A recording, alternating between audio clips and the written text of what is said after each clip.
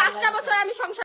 বন্ধুরা তোমরা এই ভিডিওটা আগে দেখো জান্নাত আর তোহা, তারপরে এই ভিডিওটা দেখার পর আমি কিছু কথা বলবো। করছি 5 বছর। না 5 বছর সংসার করছি, 5 বছর এই ফাইভ মুনতাসির পেজ থেকে আমার মায়ের ভিডিও যাইতে হয়। দেখেন আচ্ছা আমার কথা শুনো ভাই, তুমি লাইভ বন্ধ করো প্লিজ। কোন লাইভ বন্ধ হবে না। আচ্ছা আমার কথা শুনো প্লিজ। আচ্ছা আপনি তুমি বলো এখানে কি বলবা বলো। সমাধান তো আছে, বলো কাজের বলো সমাধান আছে না? বলো 5 বছর পর একটা বাচ্চা হওয়ার পর ঠকাইছে। মাইয়াদের লাইফ এমন কেন ভাই? তুমি একটু থামো প্লিজ, এমন করে না আমার সাথে। মাইয়াদের লাইফ এমন কেন? বাচ্চা হওয়ার পর সব বলা। তো প্রথমে যেটা বলবো ভাই, তো জান্নাত আর তোহার এই ঘটনাটা সত্যি কি মিথ্যা তা জানি না।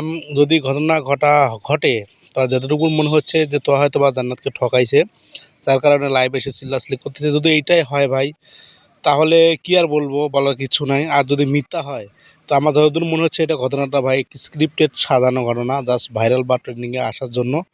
তো যাই হোক, এদের যে কাণ্ডটা করছে, এদের ভিডিও হচ্ছে, ভিডিও কমেন্ট করেছিল ভাই মারাত্মক কমেন্ট, অমায়িক কমেন্ট। তোমার যারা যারা দেখো না কমেন্টগুলো দেখতে পারো।